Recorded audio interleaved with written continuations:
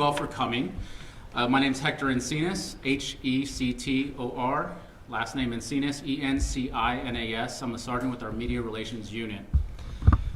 We're here today to provide an update.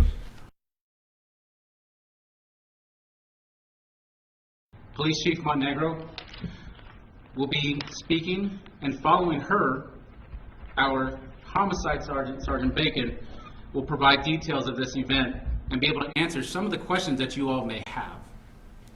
I would ask for your continued patience and understanding, as you may have questions that we cannot yet provide answers to. This is still an active and ongoing investigation. Prior to starting, we would like to ask the public for help. If you have any information that would help our investigation of the senseless murder of a 5-year-old child, please call our non-emergency number 480-350-8311. I say again, 480-350-8311. Chief.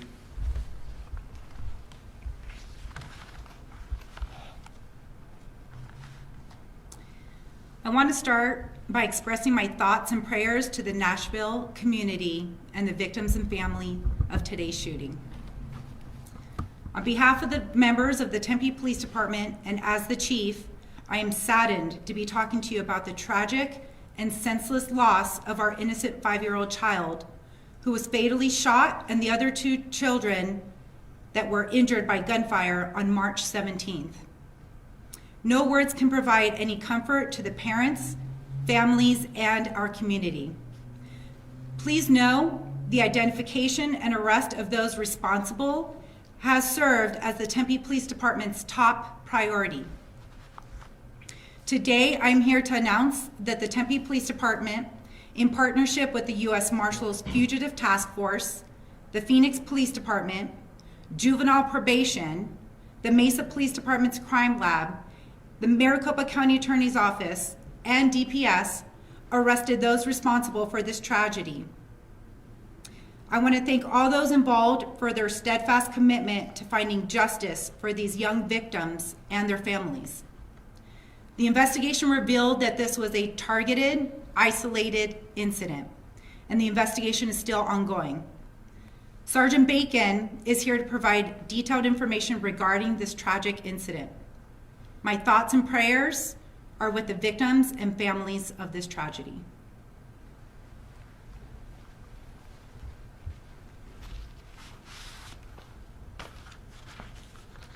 Good afternoon, everyone. I just want to provide a brief overview of the investigation and how we got to where we are today. We'll start with the basic details of the investigation. So obviously this incident occurred about 11:40 in the evening on Friday, March 17th, 2023. This is an extremely tragic homicide, one that just rocks the core of everybody in the community and the police department alike. So basically what happened was a black Chevy Impala passenger vehicle was stopped eastbound on Broadway Road at 48th Street, just inside Phoenix, waiting for the traffic signal to turn green. One of the occupants inside the vehicle happened to look over at the vehicle next to them and recognize an individual in that vehicle. That vehicle was later determined to be our suspect car, which was later determined to be a silver Chevy Cruze. When that individual and our victim Impala recognized the person in the Chevy Cruze, he told the driver to go. Unfortunately, there was nowhere for the driver to go at the time because there was a car in front of them. When the light turned green, the Impala continued eastbound, and then they were followed by the Chevy Cruze, and around the 2600 block of West Broadway, which is pretty much right in front of the Tempe Butte Cemetery, gunfire rang out, ultimately striking and injuring 2 people inside of the Chevy Impala and killing our innocent 5-year-old male occupant. The Impala continued eastbound, and when it reached 52nd Street and Broadway, it essentially died, and then the occupants inside that car, our victim vehicle, all fled on foot, and for fear that additional gunfire was imminent. What we discovered was that the Chevy Impala at the time of the incident was occupied by 7 people, 1 of whom is 18 years old, 6 were minors, 3 under the age of 10. A 14-year-old, an 18-year-old who was uninjured, a 16-year-old passenger who was uninjured, a a 2-year-old passenger uninjured, a 17-year-old passenger who sustained a gunshot wound, an 8-year-old passenger who sustained a gunshot wound, and obviously the ridiculousness of a 5-year-old who was murdered. These individuals inside the victim vehicle were all related either through personal relationships or biologically. No evidence to indicate anyone in the Chevy Impala was armed or returned fire at any point. Through a tireless investigation, detectives were able to identify, locate, and apprehend the suspects associated with this heinous crime. They are 16-year-old Freddie Patterson, 17-year-old Charles Adams, 30-year-old DeMarcus Frazier. All of those individuals were charged with first-degree murder and 6 counts of aggravated assault, 4 against a minor under the age of 14. Investigation into the relationships of the suspects and victims is still ongoing, and any additional related charges will be filed in conjunction with the Maricopa County Attorney's Office. There were 24 rounds fired into the Chevy Impala. During follow-up investigation, weapons related to the shooting were recovered, and preliminary examination matched them to this incident. We cannot thank the public enough for the continued support and assistance as we continue to navigate this complex investigation. Please continue to provide any information you have. Even the smallest amount could be crucial in this senseless tragedy. And I'll open it up to any questions related to the investigation that I'm able to answer. So you're confident right now that these 3 arrests have been made? That's everyone who's involved? We believe we have identified, located, and apprehended the individuals associated with this. Obviously, the investigation's ongoing, but at this point, we are confident. I got a question, sir. So I've been talking to you guys, reaching out for 11 days, basically, asking for comment. Why are you guys speaking now? You started to give comments to the concern in the community for Nashville. People here have been looking for those thoughts and prayers. Why is it just now happening? Sure, that's a great question.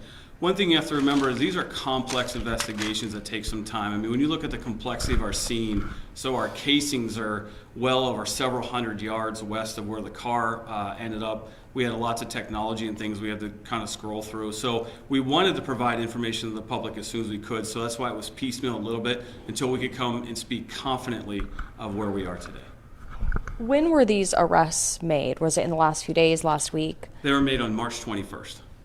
When you say it was a targeted, do you know what relationship these suspects have with that adult driver? And that's kind of what we're still going into. We just had the information of like, they looked in the car, they recognized this individual, they believed that they were targeted specifically. So we are diving into the relationship piece and any association that would determine charging will happen. Do you have any information as of what could have been a motivation for the shooting? Not at this time. We don't have anything to suggest a specific motive. That's kind of what we're trying to figure out through our investigation. What about the charges? You said some of them were teens, suspects, or any adult charges being? Yes, they were charged this past Friday as adults. So everybody in this case has been charged as an adult. Is there are you guys looking for others? Because I know the case is sealed. We've been trying to look through court documents. Sure. Why is the case still sealed? Well, one of the reasons why it was sealed is because you start dealing with juveniles to first ensure that we are going to be able to successfully prosecute them as adults. And so to respect that process through the courts, that's one reason why things were sealed.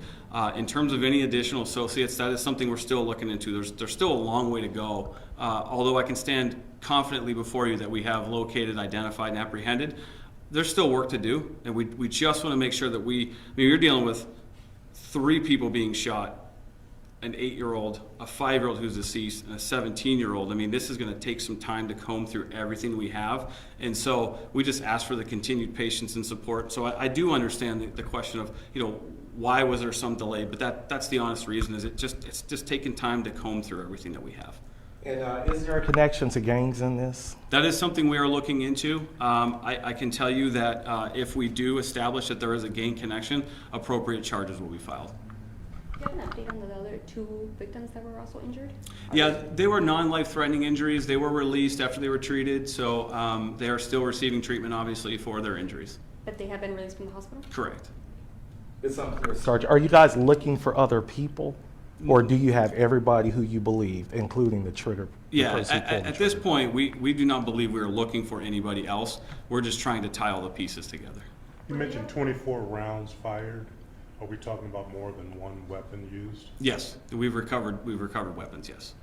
Was it 3 weapons that were recovered, or were multiple, more than 3 weapons used when that shooting occurred? So we know that there were at least 3 weapons, there were at least 2 weapons, most likely 3. We're trying to hone those details in right now. Were they arrested at one location, at their home? They were all- Multiple locations? They were all arrested in that Chevy Cruze on the 21st together. How did the U.S. Marshals get involved in this? So obviously, we have a task force that we work with the U.S. Marshals. So that task force is one that we commonly use for investigations. And so there's members that are in-house with the Tempe Police Department who also work with the U.S. Marshals Task Force.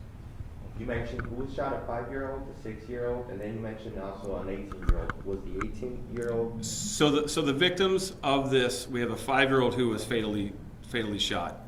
We have a 17-year-old who sustained a gunshot wound, and we have an 8-year-old who sustained a gunshot wound. How old was the driver? I'm sorry? How old was the driver? Driver was 14 years old. You thanked the community for help. Did tips help lead you to some of these arrests? Not only just the arrest, but information in general.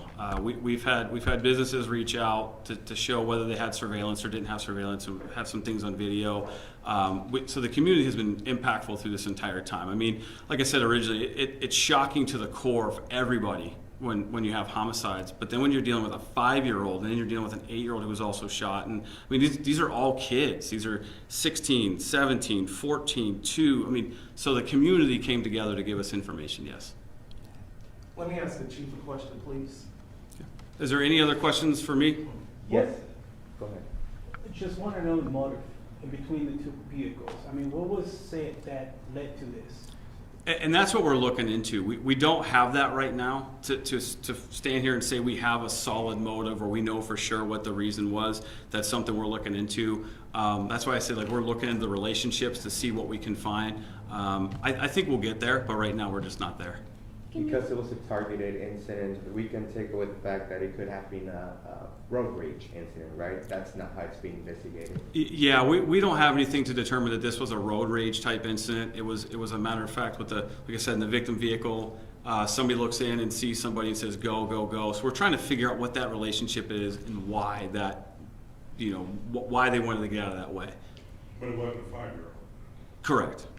We'll do one more question for Would you mind listing the sergeant, charges guys. one more One time? more question. She does not.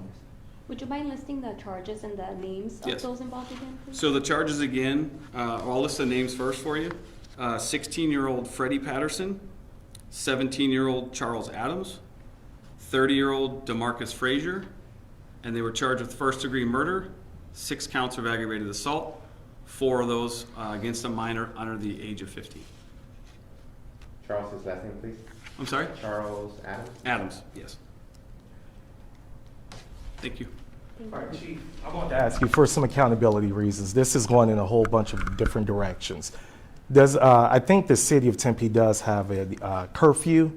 How are you guys going to handle this with all of those adults who were around these kids at that hour? The kids didn't pull the trigger. The kids didn't get themselves into a car.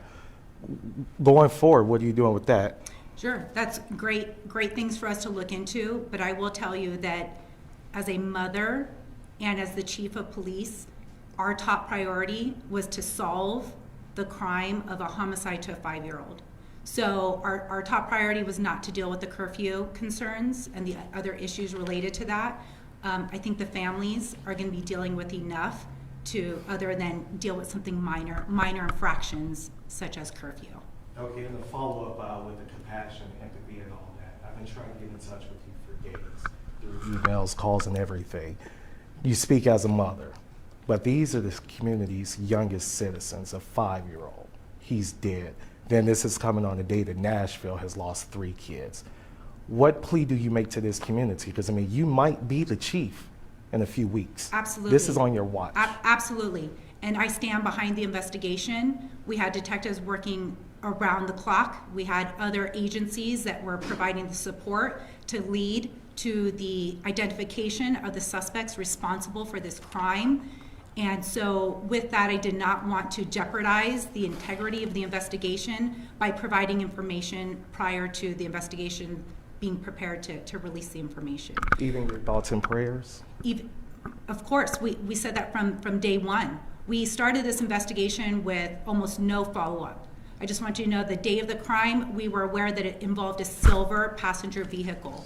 So to go from no information to within a few days identifying the suspects and arresting some of the suspects and still trying to piecemeal the rest of the motive and trying to figure out why did this happen.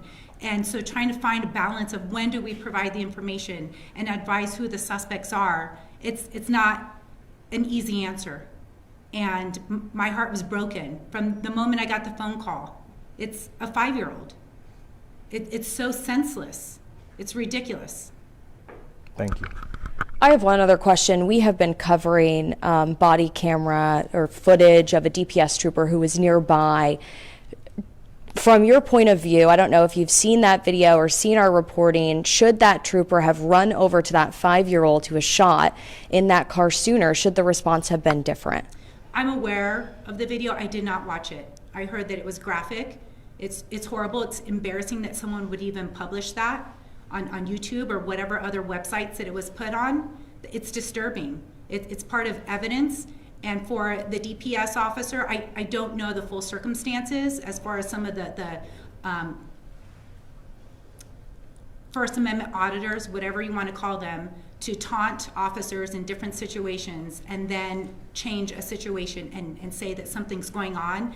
I have not looked at it, so I really don't have a response for that. That is being handled by DPS. That'll be it, you guys. It's gonna finish.